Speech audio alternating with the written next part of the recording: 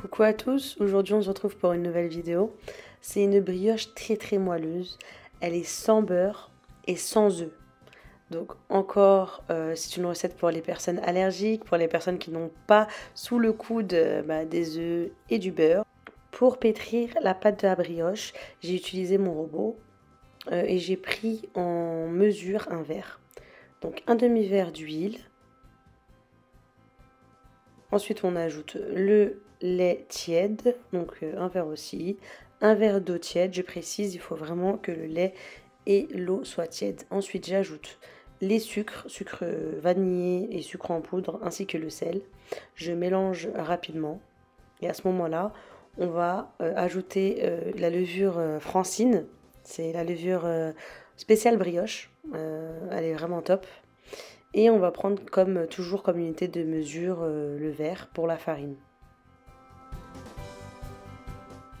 Donc je commence par mettre 4 verres de farine.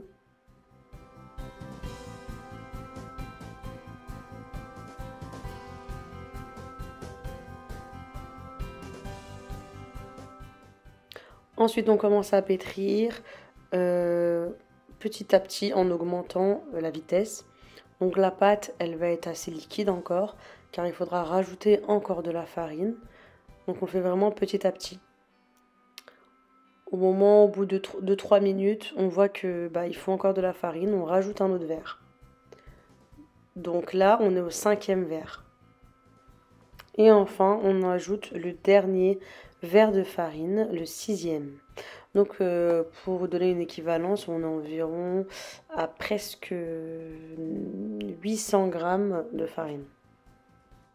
Ensuite, après avoir bien pétri pendant environ 5 minutes, on va venir ajouter l'équivalent de 2 cuillères à soupe d'huile et on laisse pétrir encore. Après avoir bien pétri la pâte, on arrête le robot. On voit bien que la pâte est encore collante. On va venir prendre une poignée de farine pour dégager la pâte sur le plan de travail préalablement fariné.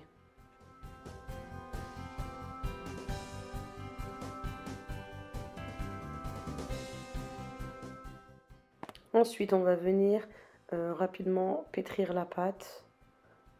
Déjà, elle doit avoir une texture hyper lisse, c'est très important. Ensuite, on va venir prendre une poignée d'huile qu'on va bien incorporer à la pâte en la pétrissant rapidement et énergiquement.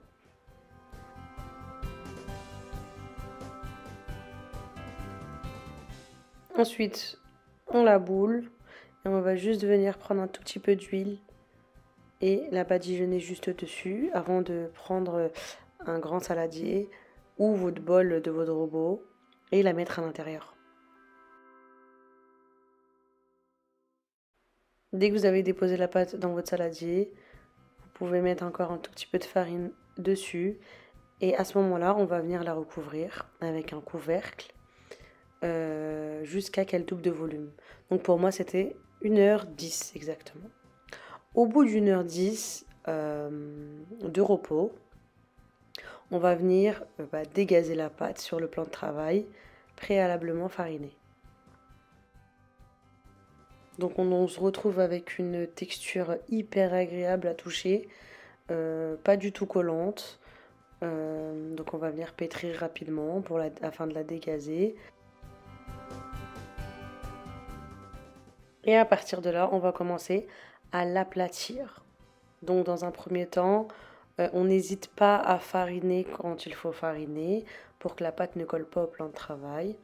Et on va venir aplatir en forme de rectangle avec nos mains et ensuite à l'aide du rouleau.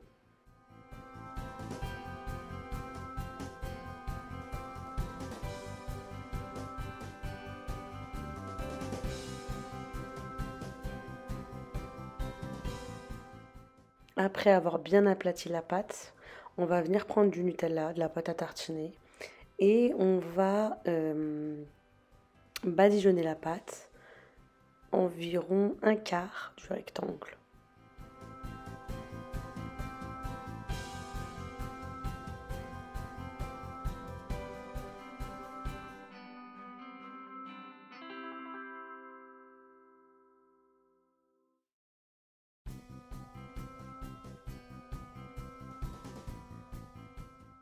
Ensuite, on va venir prendre la roulette à pizza.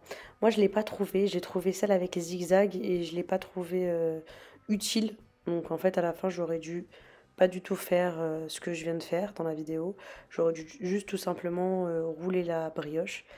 Donc, vous utilisez une roulette droite à pizza et vous faites exactement ce que je viens de faire. Vous faites en sorte que les bandelettes se séparent vraiment entre elles et vous faites des bandelettes très très fines.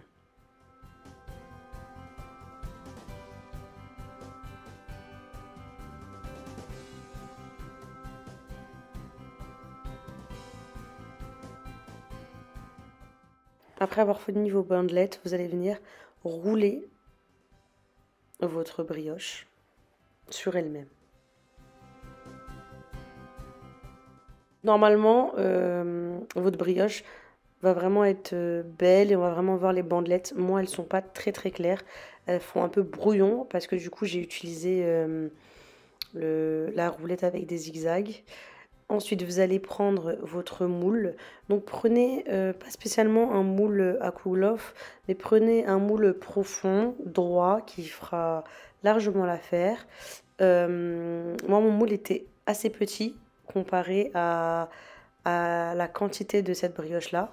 Donc, plus vous prenez un moule grand, plus vous aurez un meilleur rendu pour la brioche. Donc, je viens huiler mon moule et je vais venir placer ma brioche à l'intérieur. Comme vous voyez, mon moule est assez petit, du coup j'ai dû enlever une grosse partie de la brioche. Et du coup, pour l'autre conseil, surtout vous mettez la brioche bien du côté des bandelettes et pas comme moi, parce que moi mon moule à kouglof m'a pas rendu la vie facile, on va dire.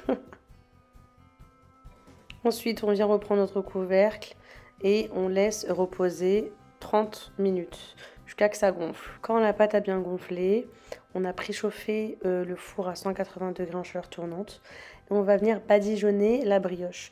Donc moi, j'utilise un fond de café parce que du coup, dans cette recette-là, je ne veux vraiment pas utiliser d'œuf. Mais bien sûr, vous pouvez utiliser un jaune d'œuf pour les personnes à qui ça pose pas de problème. Sachez que le fond de café ne va pas du tout donner le goût du café. Moi, je ne bois pas de café, je n'aime pas le goût du café. Et ça va vraiment juste permettre une petite dorure. Justement, c'est une technique qui remplace le jaune d'œuf. Donc notre four a bien préchauffé à 180 degrés pour une durée de 50 minutes. Donc ça peut varier entre 45 à 50 minutes. Ça peut aller beaucoup plus vite, ça peut aller à 35 minutes. Mais je conseille pour avoir une cuisson uniforme 45 à 50 minutes. Après le temps de cuisson, on va venir sortir la brioche du four. La brioche a très bien gonflé. Je vais venir la débarrasser sur une assiette. Bon, c'est un moule à kouglof, du coup, je l'ai mis de l'autre côté. Je viens saupoudrer légèrement de sucre glace. Et regardez-moi ce résultat. Regardez-moi à quel point elle est moelleuse. Je vais la découper devant vous et vous pouvez juste l'essayer. Vous n'allez pas être déçus. J'attends vos retours et surtout pour une brioche sans œufs et sans beurre, faut le faire. Donc cette recette-là, je l'avais trouvée sur Instagram. Donc je crois que c'est une Instagrammeuse turque, si je ne dis pas de bêtises, qui s'appelle Pasta Lampus, si je dis pas de bêtises. Donc je la remercie bien sûr pour cette recette qui est vraiment top. Et n'hésitez pas à vous abonner. Regardez-moi ce moelleux. Bonne dégustation, avec modération bien sûr.